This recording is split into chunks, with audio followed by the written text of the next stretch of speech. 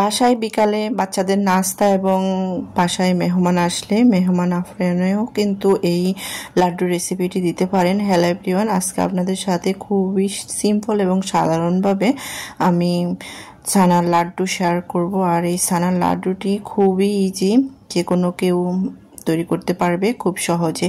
এখানে আমি নিয়েছি ছানা, আর ছানাটা আমি এখানে 1 লিটার গরম দুধের সাথে ভিনেগার মিশিয়ে ছানাটা তৈরি করে নিয়েছি। আর ছানা তো আমরা সবাই তৈরি করতে পারি। আর নিয়েছি স্বাদ মতো চিনি, যে যেমন চিনি খেতে পছন্দ করবেন সেই অনুযায়ী চিনি ব্যবহার করবেন। আর নিয়েছি নারিকেল, আর নিয়েছি দুধের গুঁড়া। নারিকেলটা থাকলে দিবেন, না দিলে কোনো সমস্যা নাই। নারিকেল ছাড়াও কিন্তু এই ছানার লাড্ডুটি তৈরি করতে পারেন। তো শুরুতে আমি পাতিল বসিয়ে এখানে পরিমাণ মতো 2 টেবিল চামচ পরিমাণ ঘি দিয়েছি। ঘিটা গরম করে তারপরে দিয়ে দিলাম ছানাগুলো দেওয়ার পরে ছানাটা একটু ঘিয়ের মধ্যে হালকা ভেজে দিয়ে দিলাম নারিকেল কোড়ানো।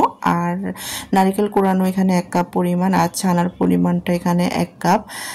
আর চিনির পরিমাণটা এখানে আমি হাফ কাপ নিয়েছি। চিনি যে যেমন খেতে পছন্দ করবেন সেই অনুযায়ী চিনিটা ব্যবহার করবেন। তো এই তো আমি চিনি এখন দিয়ে দিব স্বাদ মতো।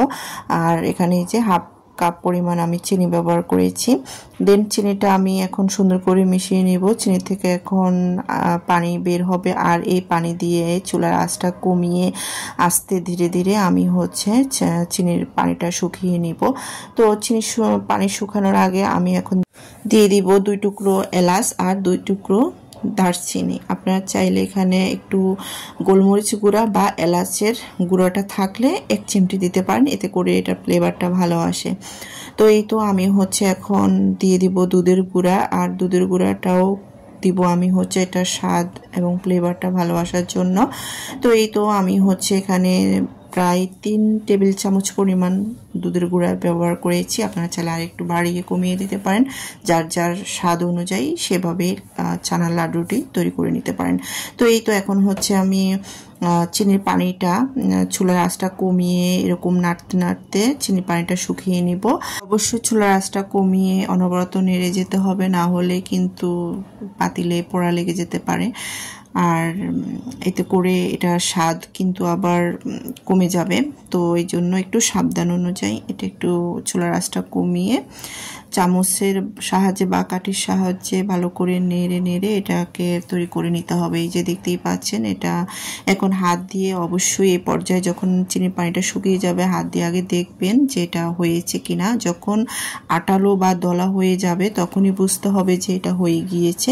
তো এখন আমি হাত দিয়ে দেখতেছি, দেখেন এটা একদম পারফেক্ট হয়ে গিয়েছে। এখন আমি একটা প্লেটে ঢেলে নিব। ঢেলে হাতের সাহায্যে আমি নাড়ুগুলা তৈরি করে নিব। যে যেমন শেপ দিয়ে নাড়ু তৈরি করবে, এটা যার যার যেভাবে ভালো লাগে।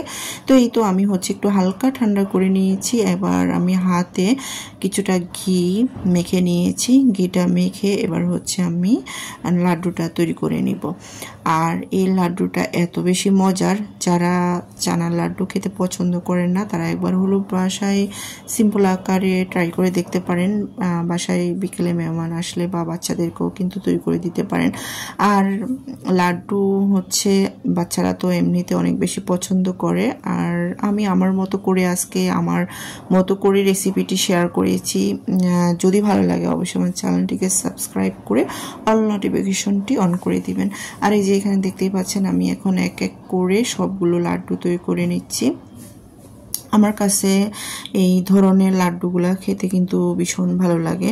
আপনারা এখানে এই লাড্ডুগুলোর মধ্যে যদি চান যে আমি নারিকেল কোড়ানো দিব না, নাও দিতে পারেন। নারকেল কোড়ানো ছাড়াও কিন্তু এই লাড্ডুটা ইজিলি করা যেতে পারে, খুব সহজ এবং সুন্দরভাবে। আর এই লাড্ডুর রেসিপিটি খুব চটপট হয়ে যায়, বেশি একটা সময় লাগে না এটা করতে। হাতের কাছে এই জিনিসগুলো করা থাকলে কিন্তু ইজিলি কিন্তু লাড্ডুর রেসিপি তৈরি করা যায়। আর এই লাড্ডুর রেসিপিতে যে ছানাটা ব্যবহার করা হয় সেটা কিন্তু ছানাটি আমরা মোটামুটি সবাই তৈরি করতে পারি।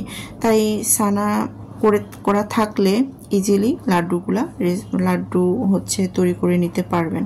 তো এই তো আমি সবগুলো লাড্ডু তৈরি করে নিয়েছি আপনাদের সাথে কথা বলতে বলতে। তো আমি এখন একটা প্লেটে সাজিয়ে নিলাম। আর আজকের রেসিপি এখান পর্যন্তই।